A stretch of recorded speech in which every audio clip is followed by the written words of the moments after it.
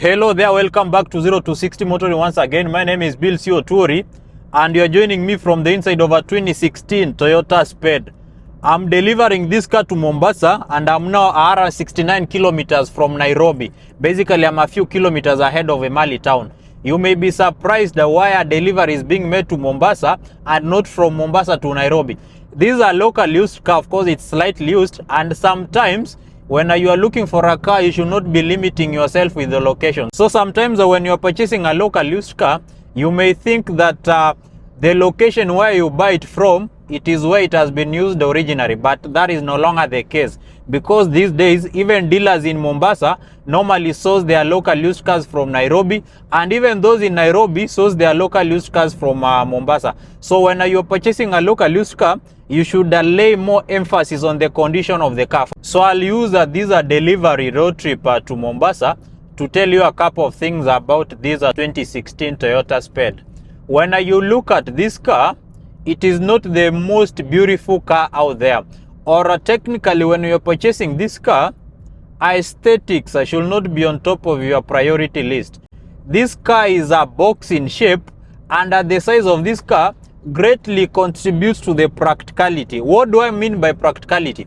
When you look at this car, it is a car that should be serving maybe the elderly people or those people who have a disability. That's why this co-driver seat here is actually adjustable, of course, to ensure that there is a smooth entry and exit from this car.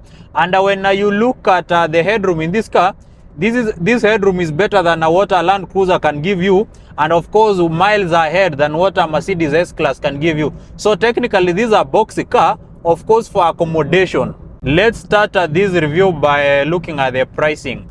A local used car Toyota Spade like this one, if in a good condition and slightly used, you're going to find it above £1,000,000 shillings. For instance, this being a 2016 model, will be costing around 1.1 or 1050 thereabouts. But if you go for something that is a little bit old and maybe the condition is not that good, of course you're going to find it cheap. Now, when you purchase a 2018 or a 2017 Toyota Spade, which has not been local used, you'll find majority of them being around 1.25 or 1.3 million shillings. That tells you this car is cheaper, or it's within the price range of the small hatchbacks. By small hatchbacks, I mean cars like the Mazda DEMIO, I mean cars like the Toyota VITZ, the Suzuki Swift. Now, why should someone consider this car ahead of those small hatchbacks? Of course, I've already said this car targets those people who are into space, because of course the space here makes entry and exit very easy. For those people who are into aesthetics, I think those small hatchbacks may be more pleasing to the eye.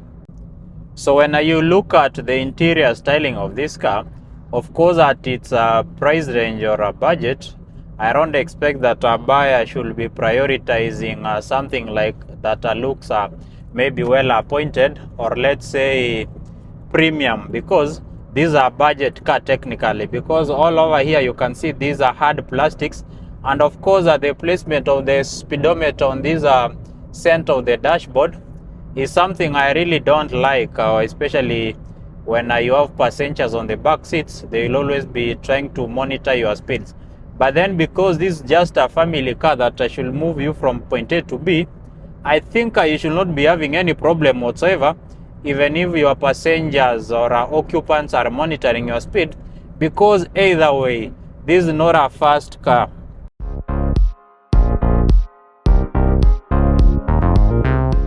So under the hood of this 2016 Toyota Spade, you have a 1.5 liter petrol engine non-turbo. It is actually called a 2NR and it makes around 100 horsepower. Technically, that tells you that this is not a car that is geared or tailored towards performance. That engine is married to a continuous variable transmission, which sends power to the front wheels only. So when I'm looking at what could go wrong with this Toyota Porte, the 2NR engine, I've seen them are going to high mileages, so I should not be having a problem with this. Of course, we have to give it time and see if it will actually inherit the tried and tested reliability of the 1NZ FE. For the CVT transmission, if you want your gearbox to go for a longer mileage or have a longer lifespan, you should not be aggressive on the gas pedal. Of course, this is not a performance car. I don't expect you to drive it like a Subaru WRX STI. We've scouted very many cars are using this 2NR engine. Of course, the Toyota Porte, the Toyota Spade, some Toyota Sientas here and there. And I've seen some of them at around 200,000 kilometers, and they still drive like a dream. They are butter smooth. What I've really learned with many Toyota cars, these are majority of these are 1500cc engines, is that in most cases you will not be having any kind of problem, especially if you give these cars the right treatment. Just a normal routine maintenance, and you'll not be having any problem with these 1.5 liter 2NR engine. Of course, we'll have to give it time, like 10 years, and then we'll say whether it can hold on to that reliability reputation, like the tried and tested 1NZFE engine. The 2NR engine here, married to a CVT transmission, deliver a very smooth drive. Of course, it's not a fast car, but the acceleration is not that bad when you look at other cars also utilizing a 1.5 liter. Of course, the ride quality in this car is on the firm side, but I understand that this car has a market springs, medium duty springs that is, and of course they are not as smooth or as soft like the ones that normally come stock with the car from Japan.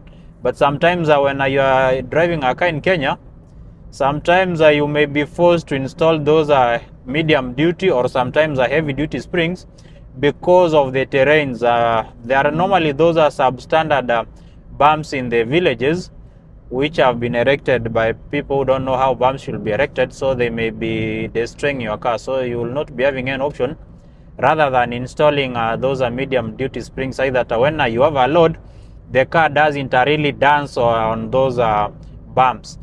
So that is why in this car the ride is not that smooth, it's not that comfortable. But then still, when you are looking at the pricing of this car, I don't think there is someone sane out there who will be looking for S series or S class comfort in a Toyota Porte. But what this car beats the 7 series and the S class, of course I've already told you, is the amount of headroom. Here it's very massive. So technically, when you're looking at this car, it is not really meant into performance, because you can tell that it's not a powerful car. Because when you're doing an overtaking move like the one I'm doing here, you really have to press the gas pedal a little bit for you to get that overtaking move. Of course, I'm not surprised, considering that this is just 100 horsepower. This is someone with a Subaru Outback 2.5 liter BS9. I normally gun them when I'm running my car, that is the 2.5 liter turbo petrol. So 100 horsepower technically tells you that this should not be a fast car, but rather it is a car that should be taking you from point A to point B. There is a question I want to answer in this review. I've driven very many cars with the 1NZFE, that is the 1.5 liter, and then these ones are with this 2NR engine. Of course, the 1NZFEs don't really need to be the Spade, but cars like the Ractis. When I compare these 2NR to the 1NZFE, I realize that this one is very smooth.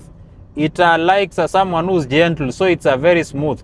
But the 1NZFE, its biggest advantage over this 2NR is that I normally find it more responsive, or let me say more powerful. But I'm pretty sure that the 1NZFE consumes more fuel than this 2NR engine.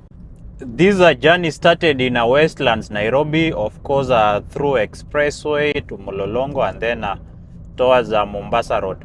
So I filled this car to the brim, so I'm expecting that the fuel numbers should be good at the end of the journey, because this car uses a 2NR engine, which should be very fuel efficient. And today I'm going to be very easy on the gas pedal, so that I see how best can these fuel numbers get to. I say that the Toyota Spade is not a car you purchase if you are into aesthetics, because while it has a face that only a mother can love, even the rear side is not the most beautiful looking. But these are practical car for your family, because when you look at this car, the boot is actually very sufficient.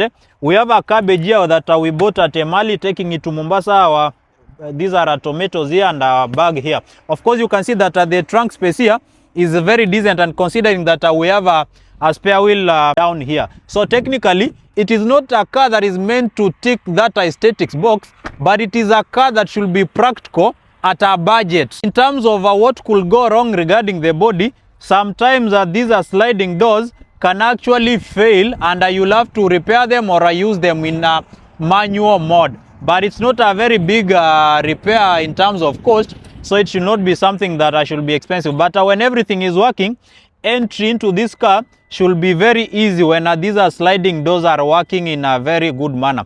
So that is what could go wrong when maybe you are looking at the body. But that is a very common problem with these cars with sliding doors, including this one, the iCaesar, we have the Noah, Voxy, and even the Toyota Sienna. Their locking and opening mechanism is actually similar. So we are somewhere, this is a past Voi. Now we've covered around 380 kilometers heading to Mombasa.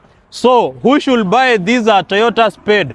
This is a good car for someone who has a limited budget, but they don't want the small hatchbacks. That is the Honda Fit, the DEMIOs, and the VITZ.